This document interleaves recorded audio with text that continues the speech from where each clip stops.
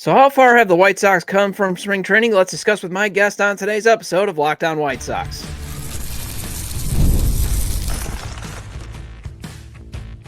You are Locked On White Sox, your daily Chicago White Sox podcast. Part of the Locked On Podcast Network, your team every day. Hello, I'm your host, Todd Welter, a lifelong Sox fan. I write for SouthsideShowdown.com, part of the Fansided Network, and also I've covered Major League Baseball for outlets such as the Associated Press. And thanks for making Locked On White Sox your first listen every day, part of the Locked On Podcast Network, your team every day. Make sure to hit the like button on today's episode. Subscribe to the YouTube channel at Locked On White Sox if you've not done so already, and also follow or subscribe to the show wherever you get your podcasts. The White Sox are showing why you can't take too much stock in spring training performances, but I wanted to discuss with Adrian White of SouthsideShowdown.com and FutureSox.net about just how different the team looks from 2 months ago in Arizona. Then Adrian and I will discuss what the Sox could do with the 10th pick and some of their other picks among the top 150. And finally, I want to get Adrian's take on how, if anyone at low A Canapapolis will eventually get to the show. Today's episode is brought to you by FanDuel. Right now, new customers can get $200 in bonus bets when your first $5 bet wins. And Adrian, thank you for joining me, man. So you were in Arizona for at least a week. You did some great, content on X, formerly Twitter. So who's gone on to surprise you and who has gone on to disappoint you? Yeah, so going to spring training, there was a lot of roster uncertainty, and it was really up in the air the week I got there. Unfortunately, there was some injuries that happened that kind of gave it some clarity, like the Rojas injury at the start kind of let Amaya make the team up at shortstop and all that, and Mydroth getting sent down. I think one that really stands out to me was Vargas had a pretty good spring training, and he didn't have a great start to the year, but he's really shown the past couple of weeks winning the AL Player of the Week last week that he's really been staying true with some of those swing adjustments that he's made, and he's looked really good so far. And would you say, obviously Luis Robert Jr. was very good at Arizona, and he's gone on to basically be nobody wants him. Yeah, so Luis Robert Jr., I don't know what it is, man. He just looks so unconfident at the plate. And like with spring training, the ball was flying for him. He was finding the ball. He seemed a little bit more confident, but now going into the year, he just didn't get off to a good start. It's looked like it's really just compiling onto itself. Are you surprised that most of the offseason veteran additions have not worked out, especially after seeing some of those guys in Arizona? Yeah, they were trying to push some pieces together. And unfortunately, like with Martin Perez injury going down, and then some of the other younger injuries happening as well, they just haven't been able to find that depth. And especially with the bullpen's been really up and down. I think everybody kind of expected that going into the year. And with all the options that everybody had, I think that everybody expected AAA and MLB kind of being interchangeable, if one would say. And there's been a lot of signings with the guys like Gomez coming up and then being DFA'd. So, yeah, I just think like the bullpen's been really bad with that kind of stuff with the veterans. Hopefully they can find some veterans like off the street like Hauser for the starting rotation, some guys like that. But yeah, some hit and some misses, mostly misses, but got to cherish the hits. Yeah, and I know like you wrote when you were doing your observations, like Nick Nashiorini, for example, he looked good in Arizona. How shocking is it to see like he's now not even starting games in Charlotte? Yeah, so I actually went to one of his backfield starts. It might have been one of his last starts for the White Sox. He didn't start. I think he may have started 1 or 2 games for the AAA in the regular season, but he started against the Dodgers and he looked pretty good. I just think that there were so many starters going into the year that they had to shuffle some guys around. I think that Nastrin's stuff is going to play up in the bullpen, but that stuff just didn't work as a starter as we saw when he came up and some earlier stuff in spring training. So I'm hoping to see some stuff from Nastrin out of the bullpen. Hopefully he'll be something good down the road. So when you were down there and now we're 50 games in, have they met your expectations? Have they missed your expectations? Or, are they exceeding your expectations? I wasn't expecting them to go 500 or anything like that. Maybe a little bit closer to 500 than they were. I think if you look at like their expected wins, that's more of what I was expecting them to be, more like the closer to 20-ish, not at what they are right now. And I just think that some of the veterans not hitting, so hitting and pitching, like hitting on the mark. And I just think that they don't really have like that late bullpen help that they need. Boozer's been really off and on. So yeah, I just feel like they left some wins on the table, and with some guys that they just left they haven't really signed those guys that can help them out late in the game. So that's really affected them.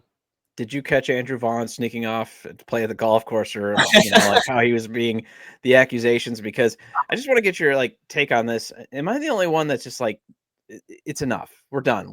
We've seen this. Let's move on. The only other thing that I can think of is give him the Spencer Torkelson treatment. That's exactly what I was just about to say. I've been advocating for him to do the Torkelson treatment all year since it's been like this. I didn't see him necessarily go on the golf course when he was in Arizona. I didn't see all that. I saw that whole Twitter stuff when it all happened. And, I can't say if that was true or not or whatever it is, but it's kind of, if he started off in a rough start and he's gone a little bit back to what he was, but he's going to be that 240, 270 hitter, 15 home runs. Maybe that's really all he is. I mean, if you got to cut ties at some point, if that's what he is. Yeah. I mean, he's definitely got to be a DFA. I mean, not DFA. Yeah. He's definitely got to be a non-tender if you're going to keep him, because obviously you're probably not going to be able to trade him. And you're right. I'm expecting June to be a good month, because if you just look at his career, he's always good in June and he's always decent in August, but it's, those 2 months, and then it's July, and then it's September. It's just nothing but bad. I mean, really all he does in June and August is get his numbers to replacement level, and you got to stop with that mirage. You have to almost look at it like what you did with Gavin Sheets. He wasn't going to be a power hitter for you. Time to move on. Let him walk for nothing. Yep. The Sox have been spending some of their struggling prospects, such as Colson Montgomery and Jairo Uriarte to Glendale, to work on things. For the skeptics out there, isn't going to the spring training facility actually much better than trying to work out some things in the minor league stadium? Because you've been there. I mean, you were on the backfields too. It seems like they did a lot of technology upgrades. Yeah, it was actually really cool to see us. That was my first time on a backfield like that. And with stuff like Jairo Uriarte and Colson Montgomery, I can see why they would bring him down to Arizona. I believe Austin Slater was on not a rehab assignment, but he was hurt earlier in spring training. And I remember seeing they had the AA game going and then they had the AAA game going. And to get him all his at-bats he needed, he was going across the fields back and forth. So they can kind of get those situations going for him. And especially with Colson Montgomery. Colson Montgomery was playing in that backfield game as well when I was there. But you can kind of control that environment and get those situations that they need to work on that you can't really get in those games. Yeah, and I mean, also, I have no problem too if it's like a work-life balance. If that's where Ryan Fuller wants to work with Colson Montgomery, for example, or if that's where Brian Bannister wants to work with Uriarte or Hagen Smith, fine. I'm okay with that. At least they're giving these guys some help, where it used to be, just kind of sink or swim type of thing. I know I promised the audience I would do my best not to talk about the 2024 season, but are you at the point where it's time to move on and focus on the development of the young guys up here in 2024? Or are you still kind of looking at like, hey, they are kind of at the same spot they were last year? I would say they do have a similar record, but I would say that it's a lot more optimistic just because of the players that you feel like a lot more players are going to be here later on. Last year, there were some guys that you just didn't see being on. Even next year, they're not here now. So there just wasn't really a lot to look forward to. You have players like Worrell and Mydroth to really look forward to, and you can watch their at-bats and have some hope that they'll be on your next good team. All right, so college baseball conference tournaments are going on. High school seasons are wrapping up with state tournaments getting ready to start soon.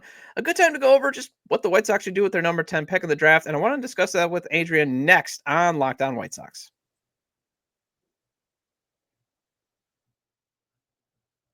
The NBA playoffs are in full swing, and every night delivers highlight-worthy performances, major momentum shifts, and can't-miss moments.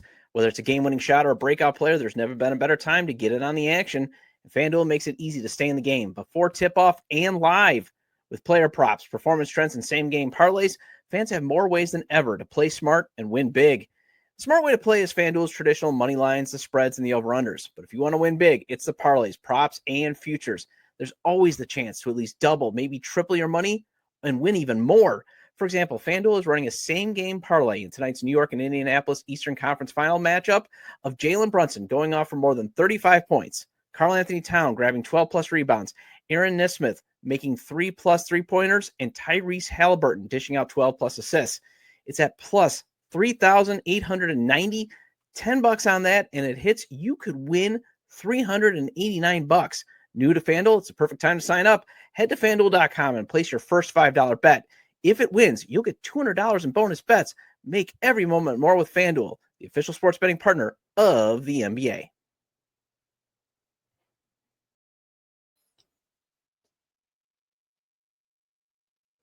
And welcome back to Locked On White Sox. I'm your host, Todd Welter. Again, make sure to hit the like button on today's episode and subscribe to the YouTube channel at Locked On White Sox if you've not done so already.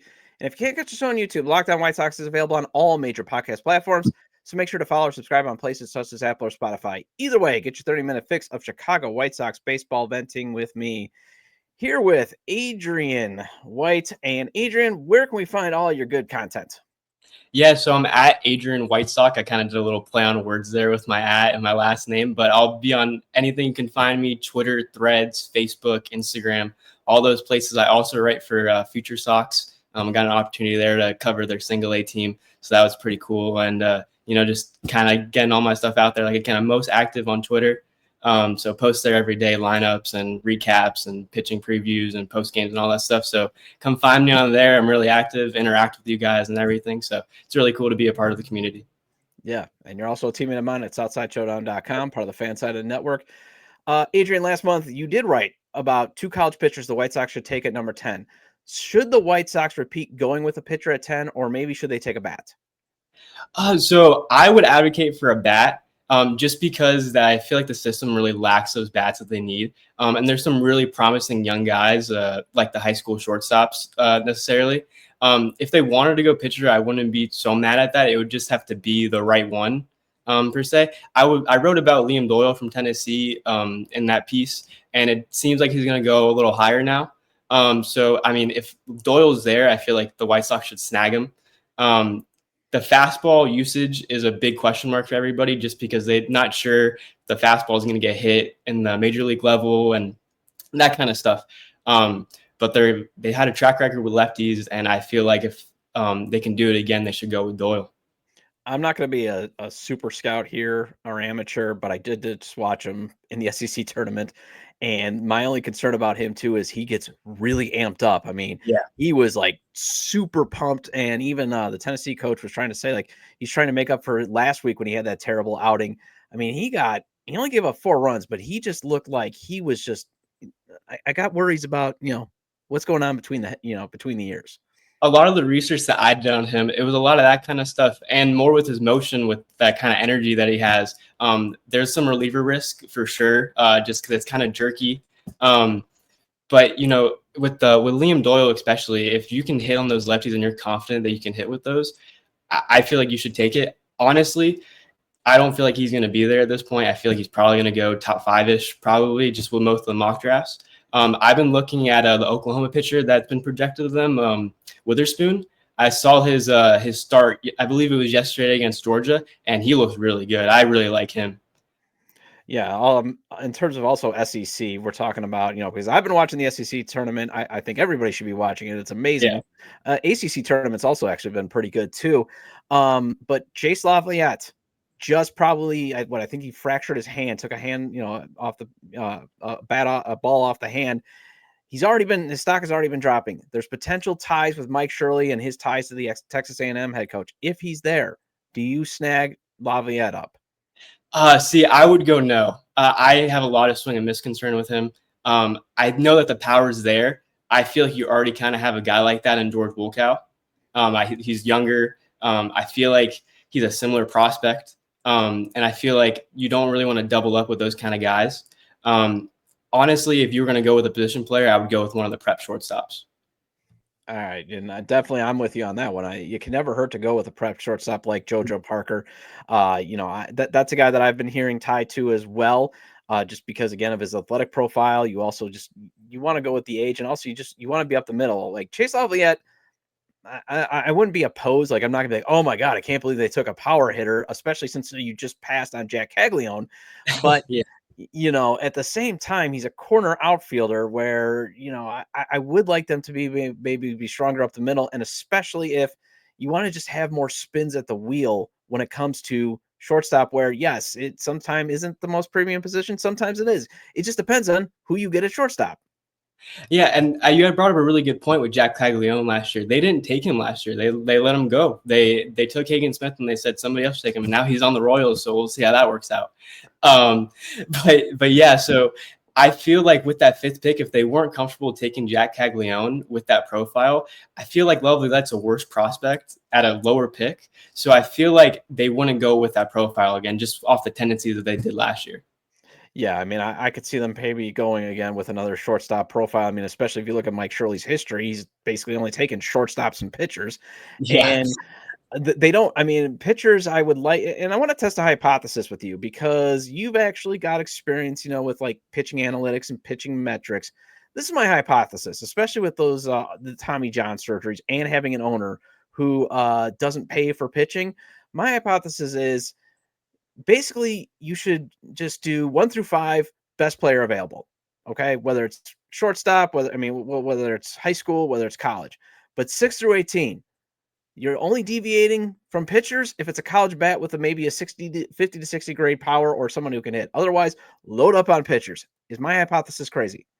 No, it's not at all. And you would hope by the time that they have to pay some of these guys that we'll have a different owner and we don't have to deal with that problem when we have the time to go through all these extensions. So hopefully that's not in the back of their minds. But yeah, I like the hypothesis. I think that's sound. I think that you have to get ahead of paying some of these guys. I know that didn't really work out with guys like Mancada and Robert Jr. and those kind of guys.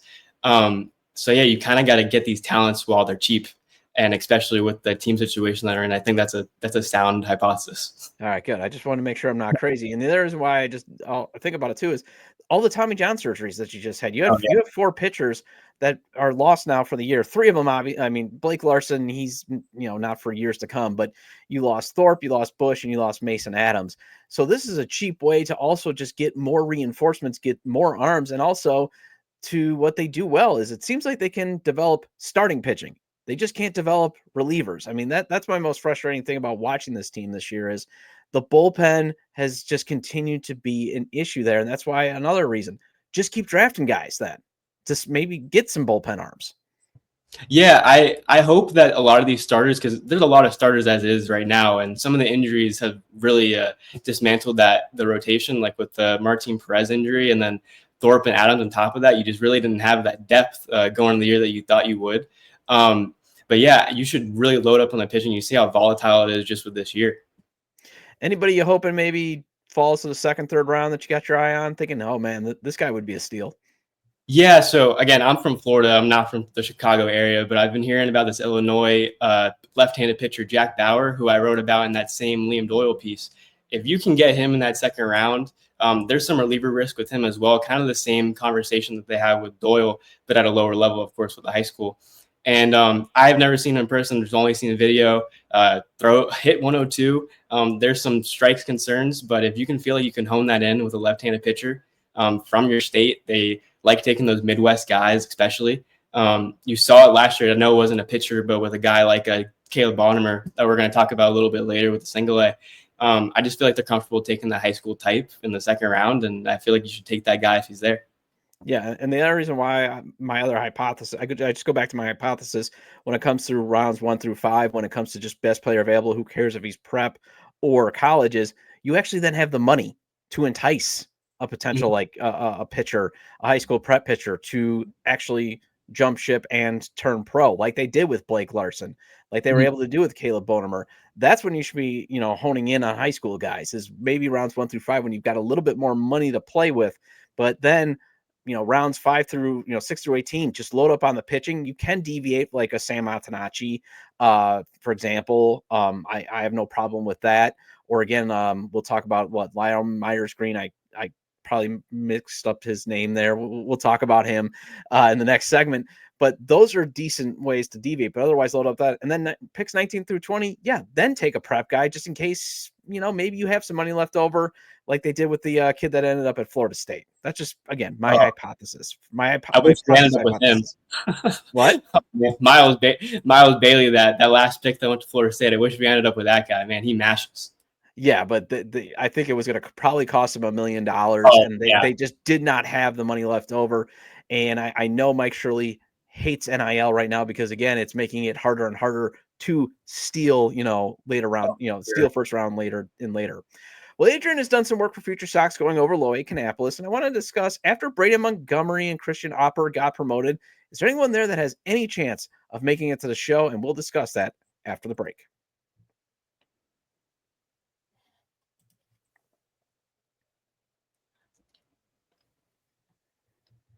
And welcome back to Locked On White Sox. I'm your host, Todd Welter. Again, shout out to all the everydayers. I appreciate your loyalty. Please hit the like button on today's episode and recommend to your fellow Sox fans or baseball fans, friends, to subscribe to the YouTube channel at Locked On White Sox, wherever they get their podcasts, as this show is available on all major podcast platforms. Here with Adrian White of FutureSox.net and SouthsideShowdown.com. And Adrian, first, how relieved are you to see George Worrell on a heater? Because I'll admit, I was starting to get worried. That was the first guy I was going to mention. That was the guy on the top of my list. And he's looked really good these past couple of days. Really found the power swing. If you can find that, or if he can find that and move up some levels with that power, he'll be a nice corner piece for you guys, for the White Sox. Whether it's at the outfield or if he moves to first base later on, I think that he's a really good piece. And he may not hit for a lot of average. He might strike out a lot, but he can hit the ball a long way. And just like a guy that can bring you some power. Yeah, I don't care if he hits for average. I want him to hit for home runs, and I want him to be the next stud on the White Sox. That's why he's a guy that I've been rooting for, but I started to get worried because one of the things that I didn't have a problem with him striking out last year was I'm like, okay, there's a development data point. If he can cut down on the strikeouts, for example, you can see, growth. You can see him moving forward. But then I was like, oh my gosh, he's off to a 100 start. I mean, is he regressing? Because if you think about it, this would be his draft year. I mean, he's technically not even supposed to be at Canapapolis right now. Yeah, it's crazy. He's younger than me, which is crazy to think about. It's the first time in my life I can see people that are younger than me playing. I'm like, wow, that's just crazy. But the swing decisions are definitely better for George Worrell. And if he can keep improving on those the swing adjustments and that kind of stuff, it'll be a fast moving prospect for the White Sox. Yeah, wait another 21 years when you get to my age, and especially when you're talking to a guy that went to spring training as part of turning 21. You're definitely going to be like, oh, wow, I feel old. All right, so obviously Caleb Bonamer, and then I want to get to who we can get to the show. Is he going to get to Winston-Salem by the end of the year? We'll see. He's a little young, so I wouldn't be surprised if they kept him down there the whole year. Just because I honestly wasn't expecting him to start the year off in Canapolis. I thought he was going to start the year off in Arizona and then work his way up a lot with some of these younger guys as well. But they've kind of pushed some of these younger guys to start up in Canapolis and be together. And so this group has looked really good. They've had some guys move up quickly, like Christian Opper and Braden Montgomery, who have really shown that they were too good for the single A level. So if he shows that kind of improvement, then there's no holding him back from the low minors. I would say there'll be some time to see him before double A. But yeah, high A wouldn't be out of the question. Yeah, I mean, I was a surprise too with Bonamer just because one of the things in his profile was stiff. So I'm thinking, okay, do they have to work on maybe getting some things to, maybe loosen him up, getting him a little bit more twitchy? Were they going to try to do some more flexibility stuff? I thought maybe you might want him to work out where you have all your technology, but hey, I mean, he's obviously exceeding expectations. He's already a top 100 prospect, according to Baseball America. Fully agree with you, Baseball America. Hi, MLB Pipeline. Why don't you get on board, okay? Why don't you get on board? All right. So who else at low A has a chance? And to get to the show. And the reason why I bring it up is low A ball is still where you have fringe prospects. So that's the level where, especially at low A Canapolis, where you're just trying to see, is this guy technically even professional, like minor leaguer, and then to get to the next step. So who else is worth keeping your eye on besides Worrell and Bonamer? Yeah, so Casey Saki unfortunately has to go through Tommy John surgery this year, so he won't play for the rest of the year. But there was a really good outfield group before he got hurt. It was kind of a carousel of talent to say. They were all going to rotate, and they were all going to see some time with Saki, McLean, Worrell, and Montgomery. And then Montgomery gets brought up, and Saki gets hurt. McLean also got hurt, I believe, too, and then he'll be back soon. Not as serious as Saki, though. But that outfield looks really good. So I would keep an eye on the outfield to see who moves up through there. Yeah, and the other reason why I was asking is who's there to watch at Canapolis after Montgomery left. I mean, I know I tried it, like whenever I watch MLB.TV, I'm trying to time it up with like guys I want to watch. And it's hard to get on, like, I know I want to watch Worrell and I want to watch Bonamer, but is there anybody else worth watching, or should I just not bother watching Canapolis games? So that's the other reason why I wanted to ask. I'm being selfish because it's like, who do I want to watch? Like Winston-Salem, I know I'm going to watch. I want to watch Montgomery. I want to watch Antonacci, and I want to watch Perez. And then, double A, I'm trying to watch Jacob Gonzalez. And then I'm trying to watch, obviously, Grant Taylor, Noah Schultz, and whenever he gets back, Hagen Smith, and a little bit of Wilfer Veras. And then, obviously, triple A, you just want to watch Montgomery and Kyle Teal. And then I don't I don't care to see the rest of their basically White Sox taxi club. So, I mean, you're just trying to figure out what else should I watch at Canapapolis. Anybody else that who do you normally turn into if you're going to try to watch the minor league games? Oh, for any of the affiliates, I like to see any of the, well, when it was 3 studs until Grant Taylor unfortunately got moved to the bullpen. But seeing those 3 guys start off the year in Birmingham, it was really exciting to see all those guys in rotation just back to back to back. And Schultz has looked all right. I know the velocity has been down, but I think that's more of him pitching more consistently and deeper into the games. I think when he finds his groove, I feel like he's going to look all right.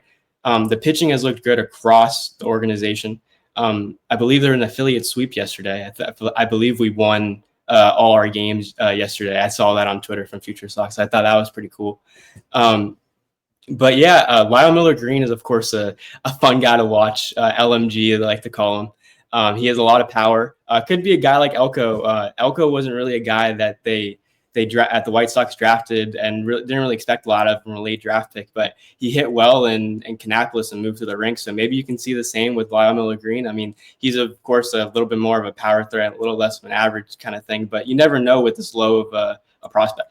Yeah, again, and that's another great example of when you deviate from taking pitchers in the middle of the draft, because he had a power profile. I don't think he had like a 60 or 50 grade power, but he was still a power, he had production. He was also technically a two-way player, but everybody knew he was not going to be pitching even at the minor league level. But again, that's a great way to deviate, because the other reason why I'm just bringing all this stuff up is if the White Sox are going to get back to being competitive, it's not going to be through any more trades anymore. It's through the draft. They have to draft well. Otherwise, it's going to be a very, very long rest of the decade until the SBS can eventually buy the team. Oh yeah, at this point, I don't think you can rely on a trade. You thought after the Crochet trade, you're like, all right, we have one more trade to get through. We can trade Robert Jr. and then we'll start focusing on the draft. And that was the kind of thing. I don't think you can get much of Robert Jr. at this point. Maybe a fringe top 100, maybe 2 of them if he improves a little bit before July. I think Memorial Day trades out the window that Bob Nightingale was proposing, or that he was talking about recently. And, I just really feel like the trade is not going to, you can't build off the trade, and you're not going to be able to get good position players off these trades. We've seen with teams like the Orioles not willing to trade guys, but they're not even playing. All right. I got to ask, how does a kid from Florida become a White Sox fan? So funny story. So 2019, it was my sophomore year of high school. And to be honest with you, nobody really down here in Florida roots the Marlins. At least from where I'm from, they're not really popular. They do a bad job of advertising it.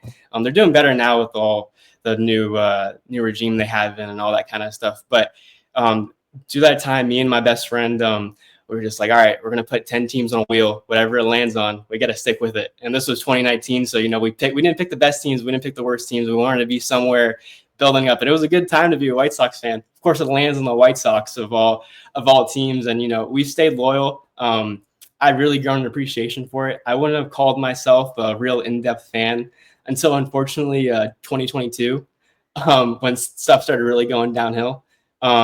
So I really think I give a unique perspective to people just because I kind of seen the ups and downs. I try to learn as much history as I can about it. And, I really grown a love for the White Sox.